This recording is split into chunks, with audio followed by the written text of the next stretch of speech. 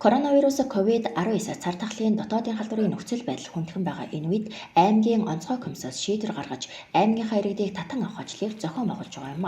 Татан авах ажиллагааг 1-р сарын 19-ээс 29-ны хооронд зохион байгуулж байгаа бөгөөд нийт 745 иргэн ирэх хүсэлтээ гаргажээ. Үүнээс 1-р сарын 23-ны өдөр нэгдсэн журмаар PCR-ын шинжилгээнд хамрагдсан иргэд энэ сарын 25-ны өдөр Улаанбаатар хотоос гарч өнөөдөр ирж байна.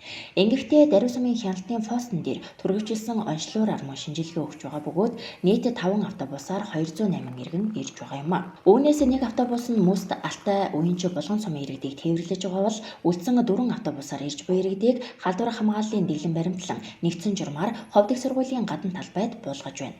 Голомтын бүсээс ирж буй иргэд гэрийн ажиглалтад 14 хоног байх бөгөөд Жаргалан сумын 12 багийн засаг дарга нар бүртгэн авч улмаар өрхийн эрүүл мэндийн төвийн эмч мэргэжилтэн нийгмийн ажилтан нар гэрийн ажиглалтад байж дэглэм сахиж байгаа хэсгэд хяналт тавьж ажиллахыг албаны хүн хэлж байна.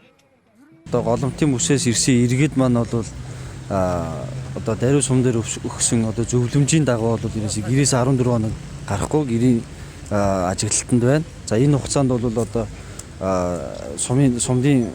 сум Жаргалан сум болон одоо багийн засаг дарга нар багийн одоо өрхийн эрүүл мэндийн төвийн эмчнэр бол одоо тухайн иргэдэд бол тогтмол хяналт тавина цагдаагийн байгууллагатай хамтраад.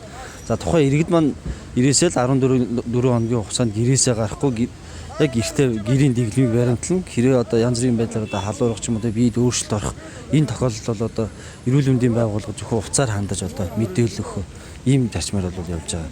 Тэгэхээр хамгийн гол нь одоо иргэд одоо Улаанбаатар хотоос ирж байгаа иргэдэд анхааруулахад гэрийн 14 хоногийн одоо ажиглалтыг бол маш сайн сахих ёстой.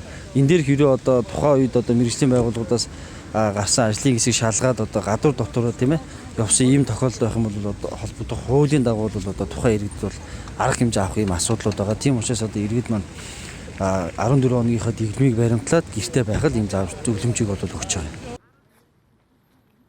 Мэргэжлийн байгууллагуудад зорчигчдоос асуумж бөглүүлэн зөвлөмж өгч ажиллаж байна. Иймээс голомтын бүсээс ирж буй иргэд үүсч болзошгүй эрсдлээс урьдчилан сэргийлж мэргэжлийн байгууллагаас өгч буй зөвлөмжийн дагуу хариу цэрийн дэглэмээ баримтлах нь юу юунаас чухал юм.